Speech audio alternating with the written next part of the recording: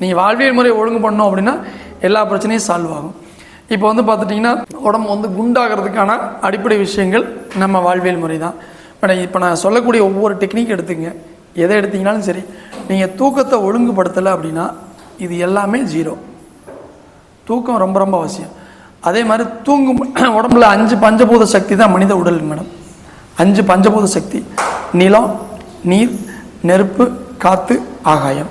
இப்போ 5 பஞ்சபூத சக்தியை பாருங்கள் எப்படி உடம்புக்கு நம்ம எடுத்துக்கணும். நிலத்திற்கான பஞ்சபூத சக்தி நம்ம எப்படி எடுத்துக்குவோம்? சாப்பிட்றதுங்க மேடம். ஃபஸ்ட்டு சாப்பிட்றது. சாப்பாடு மண்ணில் விளைஞ்சதை நம்ம சாப்பிட்டோம், மறுபடியும் இந்த உடம்பு என்னவா போயிருதுங்க. அப்போ சாப்பிட்ற உணவுகளை நாம் சரி செய்ய வேண்டும். உணவுகளுடைய தரத்தை நம்ம கவனிச்சுங்க. உடம்பு வந்து எப்படி இவ்வளோ பெருசாச்சுங்க, மண்ணில் விளைஞ்சதை சாப்பிட்டோம். அப்போ மறுபடியும் உடம்புல வந்து உசுறு போன உடனே இந்த உடம்பு மண்ணுக்கே போயிடுது. அப்போ இந்த உடம்பு என்னங்க, மண். ஓகேங்க. சாப்பிட்றத நம்ம ஒழுங்குபடுத்தணும். எந்த உணவை சாப்பிடணும், எப்படி சாப்பிடணும், இவ்வளோதாங்க.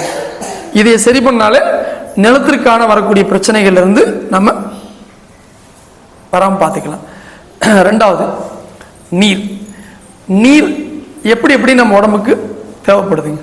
நீர் பிராணன். நான் சொல்றது எல்லாமே 5 பிராணனுங்க. முதல் நிலத்திற்கான பிராணன், பிராணன் தான். ரெண்டாவதுங்க நீர். நீர் எப்படி போகுதுங்க இந்த உடம்புக்கு? ஓகே.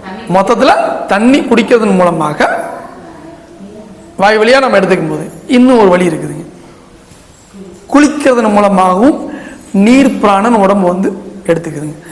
தயவு செய்துங்க வாரத்தையே குறைந்தபட்சம் 2 நாட்களாவது தலையில் தண்ணி படணும். நம்ம முடி வந்து நனைஞ்சிரும், அதை பராமரிக்க உண்டான சிரமங்களுக்கு 2 நாளாவது குறைந்தபட்சம். அல்லது குளிக்கும் பொழுது பாருங்க தண்ணியை கொதிக்க வச்சு சூடு பண்ணி வெந்நீரில் நம்ம குளிக்கிறோங்க. நீர் பிராணன் குளிக்கும் போது நம்ம கிடைக்குன்னு சொல்கிறேன். நம்ம சூடு பண்ணிட்டோம்னா பிராணன்லாம் போயிடுதுங்க, பிராணன் போயிடுதுங்க. நீங்கள் தண்ணியை சளி பிடிச்சிருங்க. சளி தான் நான் இப்போ என்னென்னு சொன்னீங்க மேடம், நோயே இல்லைன்னு தான் சொன்னீங்க. அது வந்து உடம்புல ஒரு ஏற்படக்கூடிய ஒரு செயல், அவ்வளோதாங்க.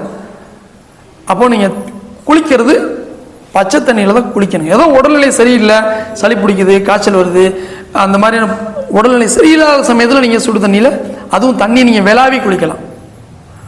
ரெண்டாச்சாங்க. அதே மாதிரி குளியல் முறைன்னு ஒன்று இருக்குதுங்க.